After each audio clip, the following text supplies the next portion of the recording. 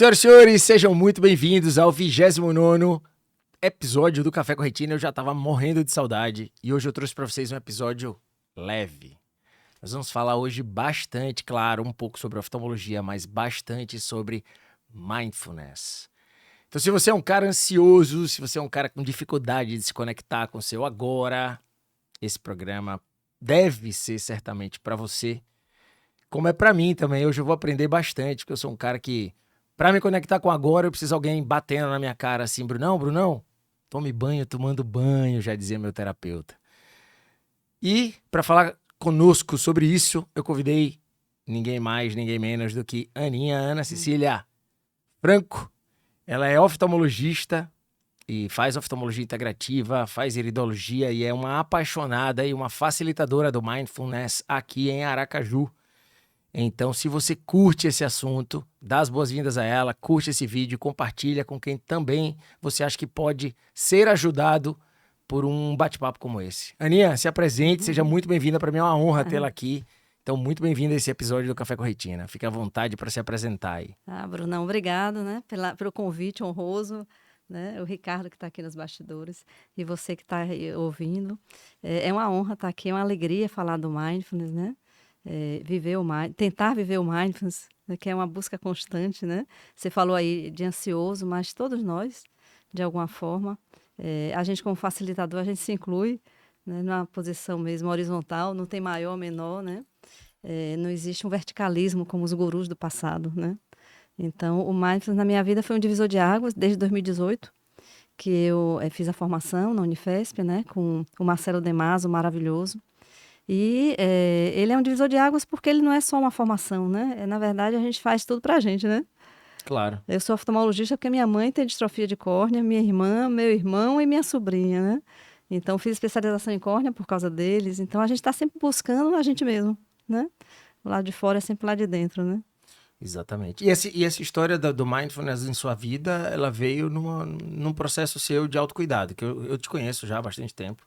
Eu sei o quanto você gosta de se cuidar, toda a parte emocional, física, espiritual. Então veio como parte disso, né? Como surgiu isso na sua vida? Qual foi o motivador? Você disse, Ana, você precisa disso. Então, eu estava vivendo um processo emocional mesmo, né? Uma relação bem desafiadora, né? Relacionamento amoroso mesmo. Eu tinha saído de uma relação e eu precisava de algo, de um bálsamo, para poder organizar aquele momento tão Conturbado. eu vim para cá até dizendo assim, gente, quantos professores que a gente ganha na vida, né? E aí, pronto, aí eu já tinha feito um curso, na verdade, eu assisti um Mindfulness no curso de Medicina Integrativa e me chamou bastante atenção. E aí eu fui fazer a formação para passar adiante, a intenção sempre é essa, né? Como é aqui o Café com Retina, né, Bruno? Eu lhe dou, assim, super os parabéns, né? Porque você abre, né? Para mim, sabe, Bruno, só um plim-plim aqui. Tudo na vida tem um para quê, né? A metafísica da saúde. Então, para mim, a retina é a área do inconsciente de uma pessoa, sabe? Eu fiz a parte mais consciente, que é a córnea, né? Que é mais visto, né?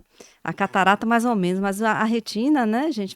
Né? Acho que Bruno já falou aqui, mas no passado, quando falava problema de retina, Ave Maria, né? E hoje eu já vi Brunão, viu? Fazendo um plim-plim aqui dele. Gente, essa criatura opera bem demais. E Obrigado, ela é suspeita, minha amiga. Não, ele opera muito bem. Ele faz coisas que quando eu fiz a formação de oftalmologia não se fazia. Né? Mexer numa membrana, eu vi ele operando, é a coisa mais linda.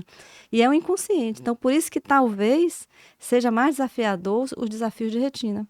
Porque o que está no consciente é mais fácil resolver. Uma catarata, uma córnea, né? Que foi minha área, foi transplante de córnea. Mas o que está no inconsciente, às vezes, demora um pouco mais. E o Mindfulness traz muito isso, né?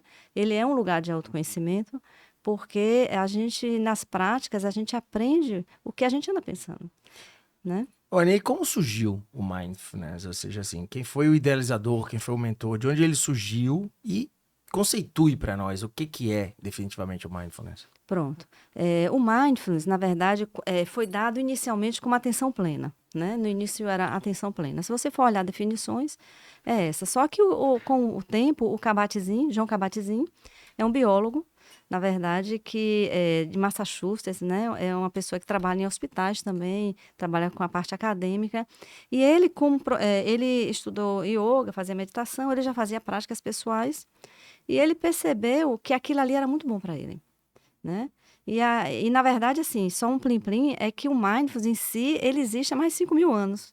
Só que ele tinha um sectarismo religioso, que era o budismo.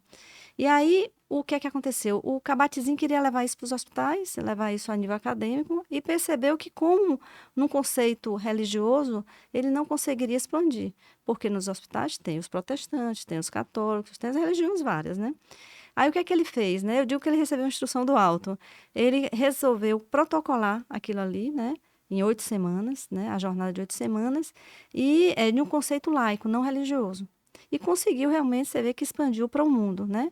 Foi mais ou menos em 1978, 1979, né, que o Kabat-Zinn trouxe. Na década de 60 tinha tido os hippies, né? A década de 60 o Ocidente se abriu para a meditação. E na década de 70 começaram os experimentos de meditação, que eram poucos no início e hoje são vários. E em 78 ele entrou. Né? Então, o que é mindfulness? Né? No início, atenção plena, hoje se sabe que não se tem atenção plena. Na verdade, é a forma consciente de você prestar atenção momento a momento no que se passa na sua mente, no seu corpo, nas suas emoções. Então, se fala muito que é a consciência que surge ao prestar atenção com intenção. Por exemplo, você falou tomar banho tomando banho. Você pode tomar banho pensando na sua planilha, mas se você disser assim, eu vou tomar banho pensando na minha planilha, é uma escolha. Por isso que mindfulness permeia sempre consciência e escolha. Agora você está tomando banho, e aí a planilha aparece, se você não pediu para aquilo aparecer, você está no inconsciente. Então, você não tem, vamos dizer assim, você não tem domínio sobre isso. Então, o grande diferencial do mindfulness é você aprender a se conhecer fazendo escolhas. Eu posso estar aqui com você e, de repente, ficar pensando em outras coisas, né? E eu posso estar aqui totalmente presente. E outra coisa muito importante, né? O que não é mindfulness? É você ficar sem pensamento. Que às vezes, né? É não pensar. Gente, é só não pensar só quando morre. Viu? Na verdade, a gente pode. Vamos dizer assim, Brunão, que é super atleta, né? Vai para a academia fazer musculação. Então, a gente pode trazer como conceito também que é uma musculação da atenção. Porque eu estou aqui, Bruno está aqui, Ricardinho está aqui, o pensamento já saiu. Sai e volta, sai e volta. Então, por isso que a pessoa diz, não consigo meditar. Consegue. Agora, assim, não é o tempo todo que você vai estar presente. Você tem que. Por isso que quanto mais pratica a musculação, mais musculoso você fica. E quanto mais você pratica o mindfulness, mais você consegue. Não é deixar de pensar, mas é voltar mais rápido. Então, na verdade, o que você está me falando é que o mindfulness, no fundo, ele te ajuda a exercitar uma contramão do que nós estamos vivendo hoje nesse mundo de TDAH pulverizado, né? De dopamina grátis. Né? Quanto mais estímulo te tirando do que você está fazendo, mais seu cérebro se sente estimulado, mais ele gosta, ele vai se condicionando a cada vez querer mais dopamina. O mindfulness, então, em tese, ele vai vir como um antídoto, de certa forma, um antídoto disso. Isso. Né? É uma ocitocina.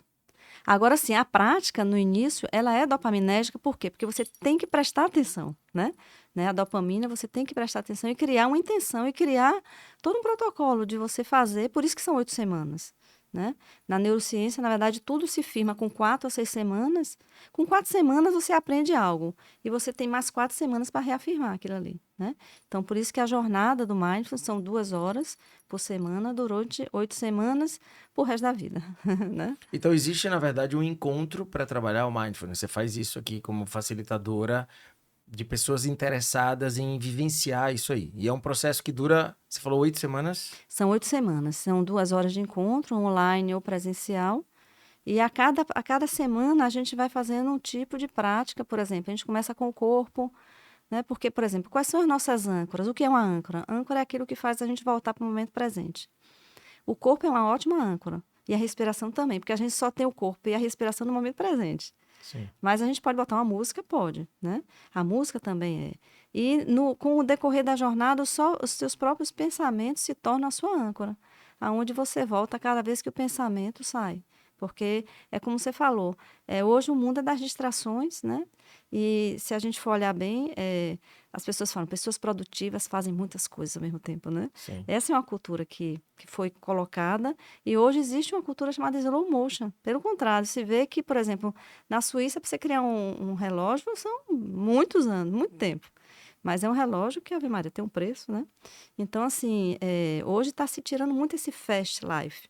E o slow motion, né? As pessoas tendo tempo, né? Tirar o consultório para fazer algo maior, né? Algo diferente, para se cuidar. Isso também está sendo valorizado. Que o menos, é como diz Ronaldo, anestesista, ele diz, olha, Ronaldo, isso é para você. Ele diz, para ganhar dinheiro você tem que ter tempo. Até para ganhar dinheiro você tem que ter tempo, né? Então, às vezes, essa correria toda, nem o dinheiro que se procura tanto chega.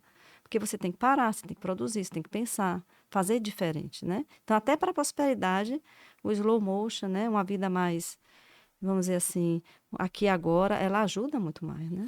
E vai na contramão desse bombardeio que a gente vive hoje nas mídias sociais de alta performance, né?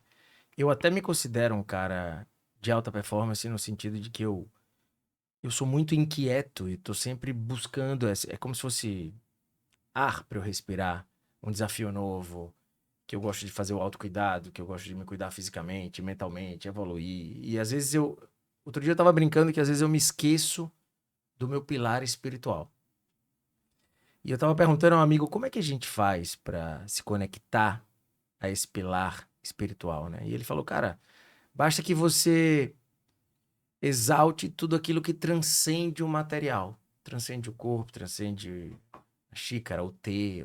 Toda vez que você se conecta com energia que te dá uma sensação de plenitude, sem ter a ver com o material, você tá festejando o seu espiritual. Vocês conseguem isso durante o mindfulness com mais facilidade? Então, sim, também. E assim, um plim-plim a isso também, sabe, Bruno? Eu acho que também, assim, toda vez que você faz algo com muito propósito, né? Você faz a sua oftalmologia com propósito, você faz a sua atividade física, que é um autocuidado, né?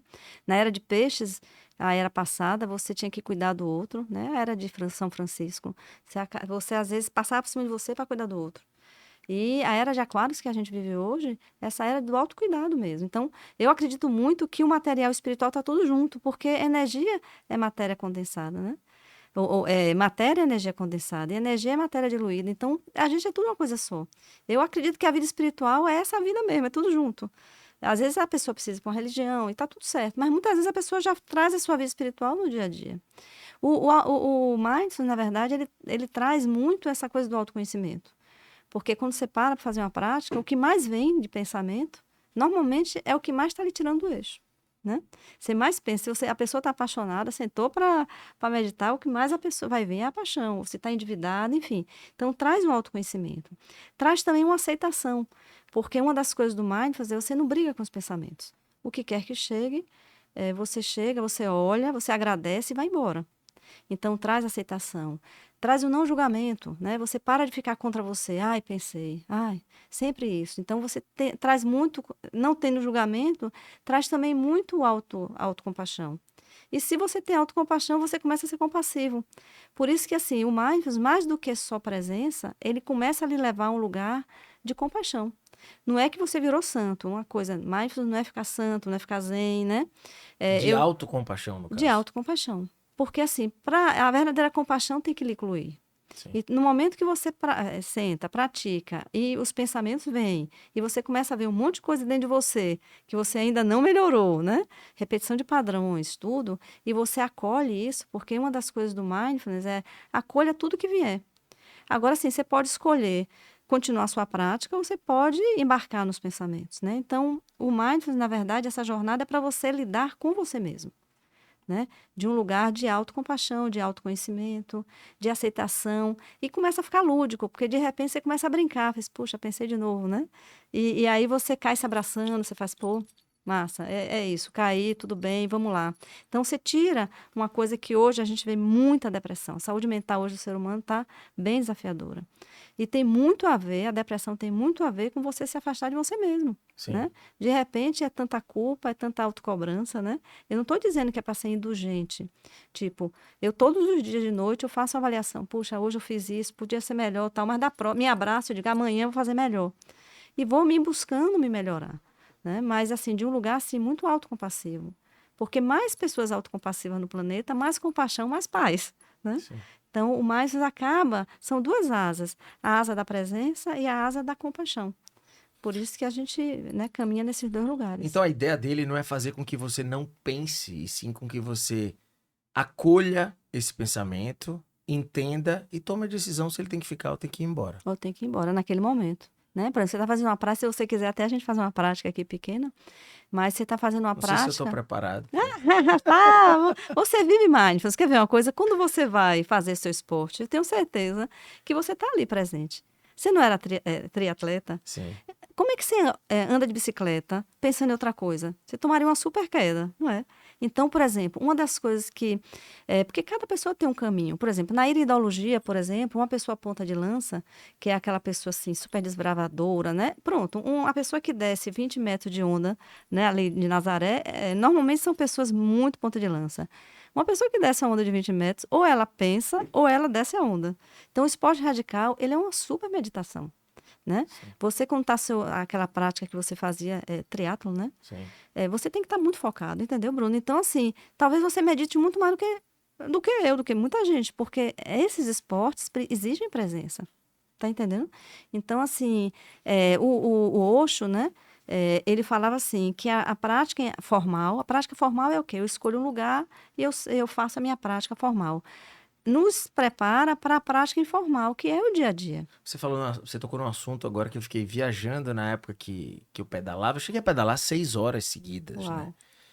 Então, sempre eu me deliciei que apesar do esforço físico, era um momento em que talvez eu mais me encontrasse comigo mesmo.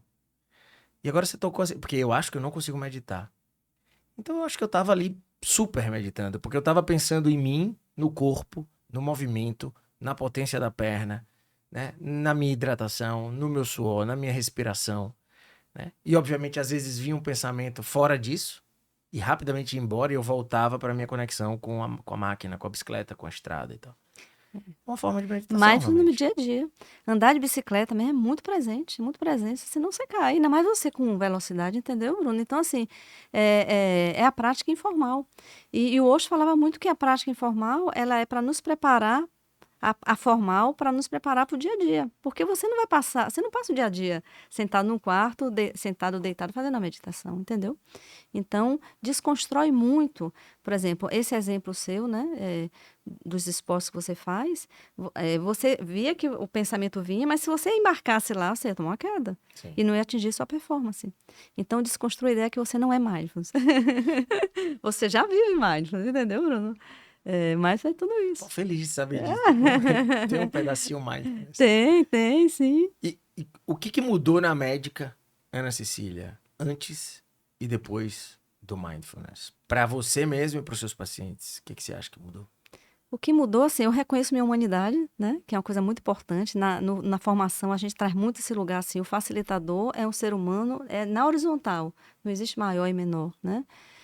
O autoacolhimento, a autocompaixão, né? O acolhimento quando eu não estou bem, né? Quando os meninos, às vezes, né? Todo mundo tem estresse, eu também tenho. Mãe, você não é mindfulness? Sou, meu filho, sou, reconheço, né? E procuro mudar. Então, assim, é um trabalho diário, né? Trabalho diário. E mudou porque, assim, a gente realmente vive mais esse lugar de autoacolhimento, de reconhecimento dos meus pensamentos. Por exemplo, como ser humano, tá aqui, porque quem tá aqui tá precisando mudar, né? E aí, como diz você, é um plim-plim. E você acha que aprendendo autocompaixão e autoconhecimento, você ajuda a ser mais empática com o outro? Sim, sim. E aí eu consigo ajudar mais o paciente, né? Muitos pacientes eu posso mandar práticas para eles, né? Do reconhecimento do corpo. O Body Scan, por exemplo, é uma prática de reconhecimento corporal. E está provado, por exemplo, cientificamente que o mindfulness diminui as dores. A prática de mindfulness, o pessoal do Hospital das Clínicas e Unifesp, né?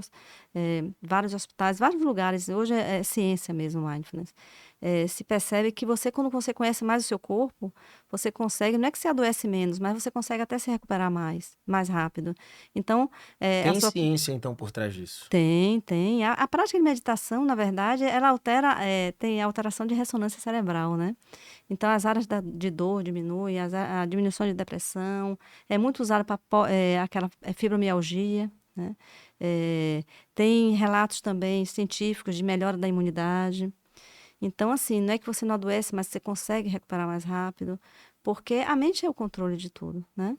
Então, assim, se você tem uma boa saúde mental e pós-pandemia, a saúde mental, você vê como ficou, você mesmo falou aí no início, né?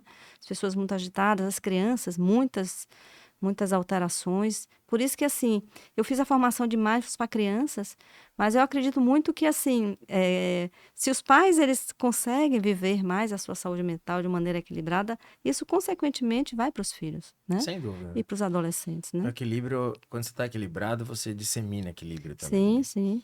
E o que que não é mindfulness? Ou seja, e qual é a diferença do mindfulness para uma meditação qualquer ou um está contido no outro? Fala um pouquinho nisso. Pronto. A meditação, existem vários tipos de meditação, né? E a meditação, na verdade, ela tem esse foco de você criar uma âncora. Por exemplo, você pode meditar olhando para uma vela, você pode meditar de olho fechado, pode meditar andando, né? Existem vários tipos e várias, né? Que seria longo aqui para a gente falar sobre isso. O mindfulness inclui a meditação, né? Inclui você fazer uma prática, escolher um lugar, sentar ou deitar, e você fazer aquela prática firmando no corpo, firmando numa música, firmando no pensamento, ou na respiração. Mas ela inclui também outras práticas, como, por exemplo, existe uma prática de mindfulness que, quando o pensamento chega, você olha para o pensamento, você dá um oi para o pensamento, você agradece e dá um tchau. Então, existem dinâmicas, né? Existe a Mindful Eating, né? Que é a prática da meditação com a alimentação. Existe a prática caminhando. Então, assim, o Mindfulness, ele inclui... eu encaro o Mindfulness, sabe, Bruno, como, assim, um estilo de vida. Você falando agora, eu me lembrei de um processo terapêutico em que dizia o seguinte, que é como se você conseguisse ficar na consciência e observar o seu pensamento inconsciente. É como se você observasse o seu inconsciente pensando, essas coisas que estão guardadas dentro de você. E você ganhasse consciência daquilo, olhasse para ele e decidisse qual é a importância que você quer dar para esse pensamento naquele momento. É isso mesmo. Você se desidentifica, né? E existem vários tipos. O Mindfulness, inicialmente, era só o MBSR, que é o mais baseado em redução de estresse, Stress Reduction, né? Que foi a formação que eu fiz. Mas tem o MBCT, que é para pacientes com depressão. Existe o Mindfulness para adictos. Existe o Mindfulness para crianças, adolescentes, né? E existe o Mindful Eating, que é muito interessante, que trabalha muito a obesidade. Você percebe uma pessoa no Cinemark comendo pipoca. Aí acaba aquele pipocão, ainda tem um refil, e a pessoa nem lembra que comeu tanto, né? Então, mindful eating é o quê? Você, Ricardinho, ficou ali Isso, balançando a isso, cabeça. isso me interessa, Ricardinho, porque eu não consigo chegar no final do trailer com o saco da pipoca. Mais alguém? Assim, eu brincava muito na terapia que assim, a única coisa que eu não conseguia controlar era a velocidade com que eu como. Ou seja, comer comendo, com Comer calma, comendo. apreciando. Como é que a medicina convencional tem visto, então, o mindfulness? Então, acolhendo muito. Virou uma ferramenta, então. Virou uma ferramenta. Na verdade, eu acredito até que o mindfulness está incluído nas práticas no PICS, né? Prática de complementares de saúde, né? Porque, como tem muitas pesquisas científicas, e se hoje... E, assim, uma coisa assim, viu, gente? A medicina, inicialmente, ela foi alternativa, era uma coisa ou outra. Vamos dizer, o mindfulness, ou você faz uma terapia, né? Uma quimioterapia. Depois ela virou complementar, que era você fazia, vamos dizer, nesse exemplo assim, uma quimioterapia e complementava com um mindfulness. E hoje a medicina integrativa, na verdade, é uma relação muito horizontal. Então, você traz junto, né, da medicina convencional, que tem o seu lugar, né? Se você tem uma apendicite, você não vai tratar com meditação, né? Você tem que operar, mas você pode fazer outras práticas. O mindfulness é uma delas, né? Mas existem os florais, a homeopatia, né? Todas as fitoterapias e tudo isso. Então, o mindfulness hoje é considerado um complemento, tanto que universidades sérias, assim como a Hospital das Clínicas, né, a USP, tem utilizado isso como integrativo para os pacientes cardiológicos, né? E todos os tipos de doença, né? Então, não é uma coisa importante, viu, gente? Mas não é que cura, né? Não cura, mas, assim, é uma ferramenta maravilhosa que pode lhe ajudar no processo terapêutico, né? No processo... E, assim, se você se conhece, né?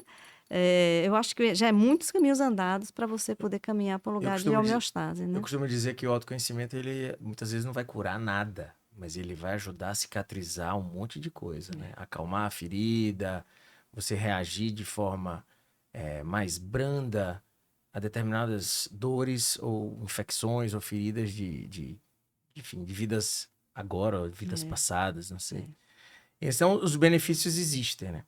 E, bom, E se a gente quisesse mostrar para eles uma pequena prática de mindfulness, para eles entenderem como é que funciona esse treinamento, enfim, como é que você faria isso? Pronto, a Eu tenho gente. muita curiosidade, É, né? você já faz, né? A gente já Eu chegou a descobri, eu essa descobri que conclusão. agora Ricardinho também, porque ou ele está ali ajudando a gente, ou ele está pensando na vida. Ele deve ter pensado e voltou, né? Então, eu não sei, eu acho que ele aqui nessas entrevistas ele deve voltar 200.000 vezes, mas volta, né? mas volta. Mas volta, né? Mas, Porque ele colocou como objetivo que ele tem isso aqui para organizar, né? sim. Então, assim, às vezes são só conceitos. E o legal é a gente saber que é possível, né? Eu não gosto daquela coisa assim, meditar é difícil. Primeiro, assim, a palavra difícil você já botou uma barreira, né? Eu acho que desafio. É desafiador? É, porque a gente não aprendeu isso. Não é igual à Índia que as crianças estudam em meia parede e está aqui todo mundo, uma sala totalmente confusa de barulho e do outro lado tem crianças meditando. Então, eles desde cedo meditam na Índia. Então, a gente é ocidental. Aí tem que acolher nossa ocidentalidade que não é meditante, mas é possível, é. A maior dificuldade que eu tinha quando me resolvia meditar é que quase todas começavam assim: inspire e expire profundamente. Isso já me matava, porque quando eu ia, que voltava, eu já estava assim, já me desconcentrava. Às vezes, gente, isso não pode ser, não está confortável. Como é que isso vai ser uma meditação? Então, para mim, já não era confortável. No entanto, quando eu escuto, assim, às vezes, uma música sozinho no carro, e estou numa estrada, ou às vezes eu olho para o céu assim e me conecto com uma energia bacana que aquela música me passa, assim, uma sensação de espiritualidade, de gratidão por aquele momento. Que a música faz isso comigo. Então. Mas a respiração eu tinha uma dificuldade grande. E é uma base da meditação na grande maioria das Então, vezes. Bruno, mas é massa você estar falando isso, porque olha só, existem várias práticas. Ao fim de 8 semanas, você tem pelo menos 7, 8 práticas.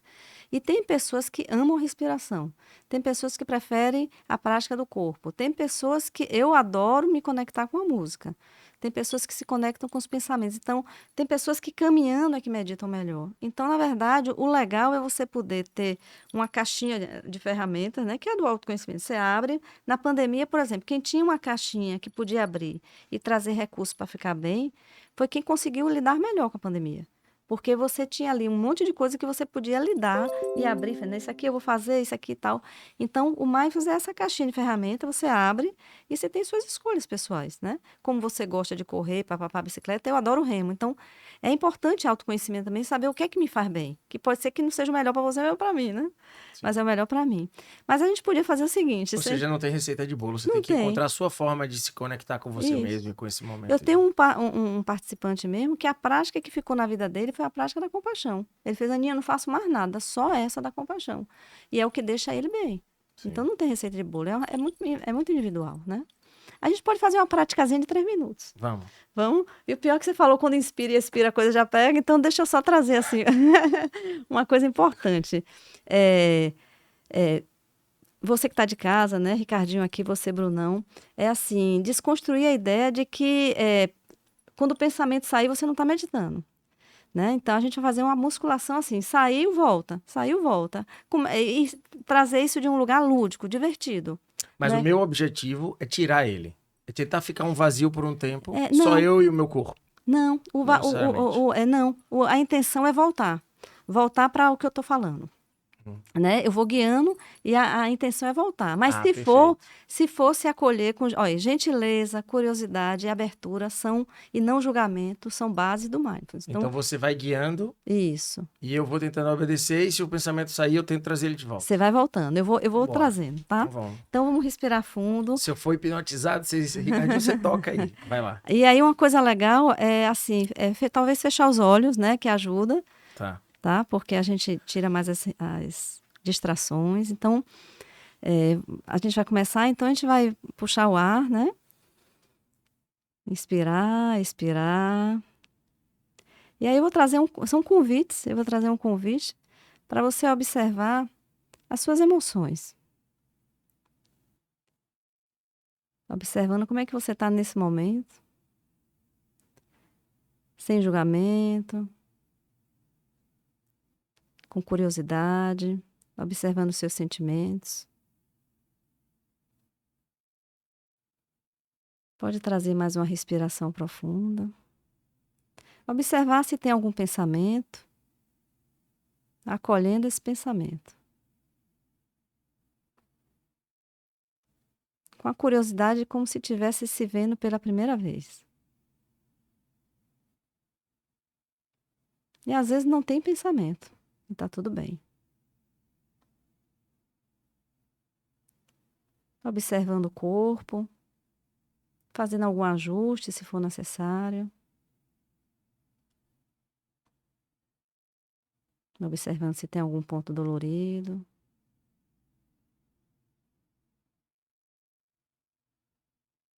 E agora eu vou convidar vocês a observar a sua respiração.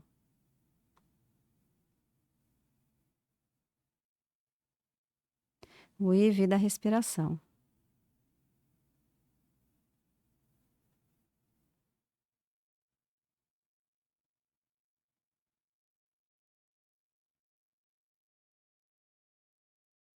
Caso sua mente se distraia, você pode dar uma risada para isso tudo. Ficar bem e voltar. Mindfulness não é não pensar. É uma musculação de escolher e voltar. Aquilo que você quer nesse momento.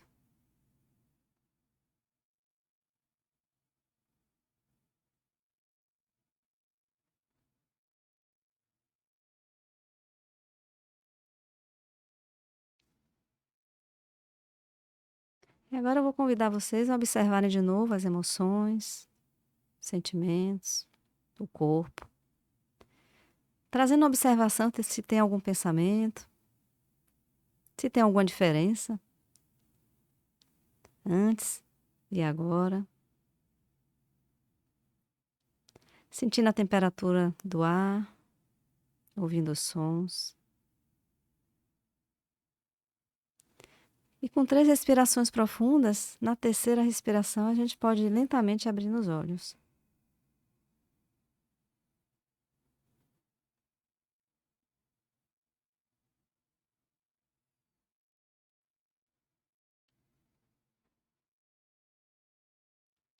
Ó, acordei, galera.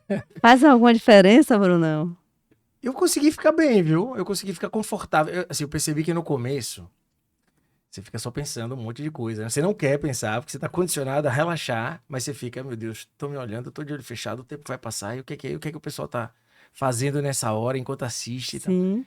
Depois você vai falando, você vai relaxando, aí você manda dane-se, vamos ficar aqui relaxado, e respirar. E aí você percebe que o batimento vai diminuindo, vai ficando mais de boas. Eu tinha muito essa ideia de que você precisaria sair, transcender daqui, ficar olhando de cima e ver seu corpo lá embaixo, que é essa coisa meio mística, né? Sim, sim. E não é, na verdade, você só busca um relaxar, né? Você só busca ficar com você mesmo ali, na É. paz, sentir um pouco seus sentidos, né? O relaxamento, ele é muito a consequência, né? A gente fala assim também, entrar na prática sem expectativas, né? Porque às vezes, depois de uma prática, você pode realmente acabar nem tão relaxado, mas o objetivo é a prática em si, sem expectativas. Mas eu observei que seu rosto está mais sereno, Tá né? vendo? E uma coisa E importante, calmo. calmo. E uma coisa importante, sabe, Bruno? É assim, sair desse viés de que é espiritual, porque isso já é expectativa, né? Então, toda expectativa gera sofrimento. Então, é entrar na prática pela prática. E tá ali, no aqui e agora. Tem momentos que você tem que abortar a prática. Vamos dizer que você senta para fazer uma prática, eu não recomendo, que você esteja muito preocupado. Então, às vezes, você tem que resolver a situação para depois fazer a prática, né? Mas essa prática é uma prática pequena, de 3 minutos, que a gente observou o corpo, né? É um autoconhecimento. E você vê que no final tem um plus, né? Agrega alguma coisa. Mas sempre, sabe, sem julgamento e sem esperar nada. Porque esperar já seria futuro, né?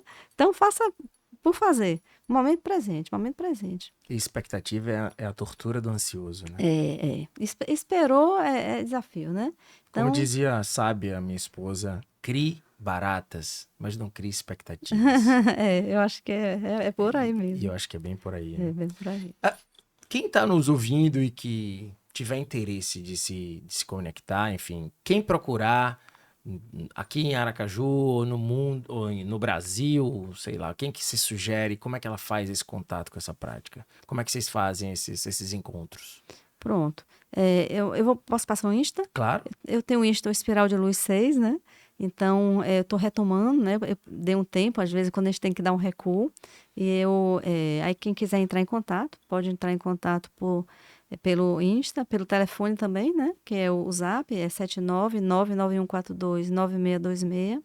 Quem quiser fazer a formação, eu não dou a formação, eu dou, na verdade, workshops e é a jornada de 8 semanas. A formação eu recomendo muito a Unifesp, Dr. Marcelo Demaso, maravilhoso, né, em São Paulo. E é isso. Quem quiser aprender sozinho, qual é a dica? Então, quem quiser aprender sozinho, sabe, gente, é uma coisa bem interessante, bem polêmica nos congressos, né? O pessoal fala Fast Mindfulness, né? Eu lhe digo o seguinte, porque às vezes a pessoa não tem também condição de pagar a jornada. Sim. Eu acho assim, tudo que você procurar que lhe faça bem, no YouTube tem vários vídeos, né, do Mindfulness. Hoje existem vários podcasts, o Calm, né? Existem vários aplicativos também, e que você pode com certeza estar aprendendo, né? E nesses aplicativos eles fazem essa espécie de condução que você fez aqui. De várias formas, né? Se você também pode pegar uma música e firmar na música e estar sempre indo e voltando. Eu acho assim, sabe? Eu acho que a coisa não pode ser encaixotada. Eu acho que tudo que ele faça bem. E outra coisa, assim, no dia a dia, quando você for tomar banho, tome banho tomando banho, coma comendo, durma dormindo, faça exercício fazendo exercício. Quando sair o pensamento, você volta. Isso é prática demais. Viu, meus filhos? Por favor, almocem almoçando. Deixa o celular lá no canto. Eu sei que às vezes eu posso não ser um exemplo perfeito, mas tentem fazer a coisa fazendo, porque quando o papai fala isso é pro bem de você. Minha amiga, só pra gente abordar uma última coisa. Você adora, é uma defensora, e mesmo com todos os questionamentos científicos, você é uma defensora e uma estudiosa da iridologia. Você faz isso, continua fazendo isso na sua prática, isso continua te ajudando e ajudando pessoas, enfim, ajudar elas no processo de conhecimento do que se passa com o corpo delas. Como que isso funciona? Explica para as pessoas o que é a iridologia. Então, a iridologia é o estudo, né, do ser humano através da íris. A íris é a parte colorida dos olhos, né? E eu, como oftalmo, há 27 anos atrás, eu trouxe uma colega para dar essa formação aqui, e para mim foi um divisor de águas, porque a gente passa o dia todo olhando olhos, né? E para mim, assim, a iridologia, uma coisa que é bom desconstruir, a gente não vê doenças na íris, viu, Bruno? Isso é muito importante. Se você for no iridólogo que fala de doença, não é por aí. A gente vê fragilidades, e o que eu mais gosto da iridologia é a parte comportamental, que são os 4 tipos de íris, né? E não sei se dá tempo de falar. Não, pode falar um pouquinho. Então, existe a íris joia, né? Isso, como é que a gente vê qual é o padrão? A gente vê pelas características que existem na íris, né? Então, a íris joia são aquelas pessoas assim, extremamente disciplinadas, líderes, né, corretas, aquela pessoa assim, vamos dizer assim, um virginiano da história, né? A íris flor, que é o artista, são pessoas extremamente amorosas, sensíveis. Normalmente o joia tem muito relacionamento com flor, né? Porque o joia é pé no chão e o flor, ele é nas nuvens, né? Então, é um casal que se dá muito bem. E existe a íris ponta de lança. Eu não conheço a íris do Bruno, mas assim, o comportamento de esportes assim, radicais, tudo é muito ponta de lança. É o curioso, é o que corre atrás das coisas, é aquela pessoa assim, que se lança, adora desafios. E existe a íris arroio, né? Eu sou arroio, que é o que gosta de cuidar, né? A mãezona aí da turma, né? E esses 4 tipos, uma vez eu dei uma palestra para os oftalmos, né? Mário Sulino estava vivo ainda. Aí eu achei interessante porque teve um momento que eu encontrei com o Mário, aí Mário fez, porque eu falei assim, olha, a íris joia, ele é muito exigente, então, por exemplo, na cirurgia refrativa, a íris joia vai exigir um 100% de visão, né? Aí eu me lembro que Mário fez, Ana, eu comecei a olhar as íris, porque assim, quando é íris joia, eu penso 2 vezes antes de operar, né? Porque eu sei que ele tem um viés, uma pegada assim. A expectativa, né? É bem maior, no a íris flor é mais fácil, né? Então, assim, eu trago muito isso no dia a dia, eu gosto de trazer isso. Existe também a polaridade, em alguns casos dá para saber se a herança é mais paterna ou materna. E isso me ajuda muito, por exemplo, nos casos de glaucoma que eu gosto. Então, o paciente está com aquele limiar, né? Aquele limítrofe, né?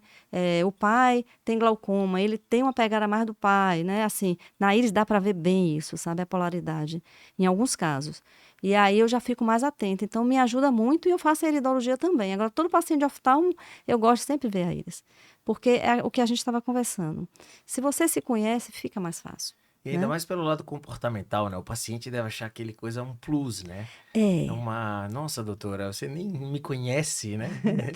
Teve uma vez eu atendi um senhorzinho, né? Aí eu falei assim, ó, o senhor parece mais com sua mãe. Só que esse senhorzinho já tinha quase 90 anos, né? Então a mãe dele já tinha desencarnado. Aí eu fiz assim, ó, o senhor parece com sua mãe. Aí quando ele saiu, ele fez, essa doutora, ela é olho mante, é? Ela, como é que ela sabe que eu pareço com a minha mãe, né? Ela é meio bruxa. Ela é meio bruxa, é uma bruxinha, né?